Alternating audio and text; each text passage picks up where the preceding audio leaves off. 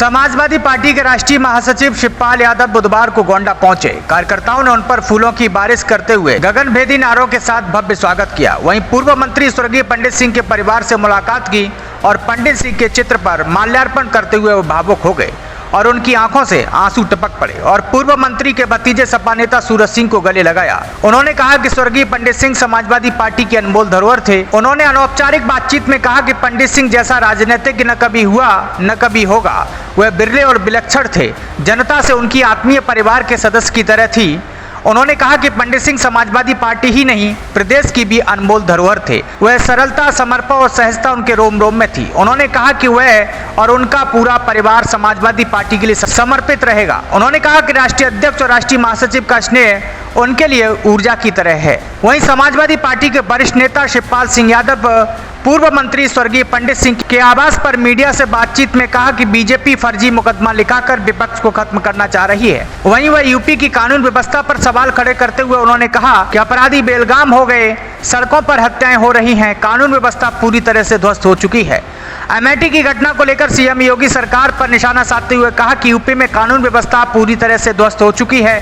BJP में महंगाई व भ्रष्टाचार बढ़ा है। वहीं रामपुर चुनाव को लेकर कहा कि वहां जनता को वोट डालने नहीं दिया जा रहा। उन्होंने कहा कि नफरत फैलाने वाली चीजों पर रोक लगनी चाहिए। अमेठी में विधायक के साथ गलत किया गया, विधायक को कोई गाली देगा तो वह कैसे बर्दाश्त करेगा। जब उनसे सवाल किया गया कि थाने में गुंडे की रिपोर्ट लिखी गई, उन्होंने इस पर पलटवार करते हुए कहा कि बीजेपी से बड़ा गुंडा कौन है। ब्यूरो डेस्क, राजखुल खबरें। देखिए, उत्तर प्रदेश में कानून व्यवस्था पूरी तरह से ध्वस्त है, पूरी तरह से ध्वस्त है और बातें बड़ी बड़ी करी जा रही सरकार की तरफ से, लेकिन कानून व्यवस्था नाम की कोई चीज़ है नहीं। पूरी तरह चुनाव लड़ रहे उनके पति और थाने में जा कर के गाली गलौज, कोई अनशन पर बैठा है, विधायक है और उनके जो भी संबंधी थे उनके खिलाफ झूठी रिपोर्ट लिखा करके पीटा भी है उन्हें, और पीटने के बाद रिपोर्ट भी नहीं लिखी गई। 24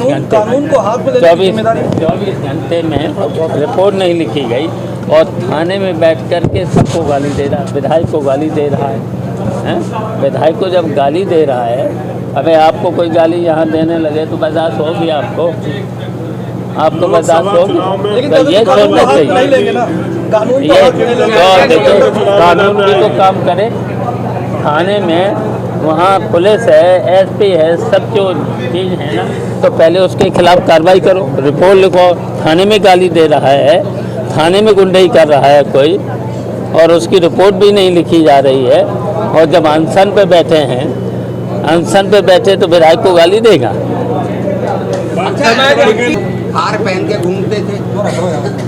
देखिए, भारतीय जनता पार्टी से बड़े माफिया गुंडे कोई नहीं है। जो गुंडे हैं वो ही ऐसी तरीके की बातें करते हैं।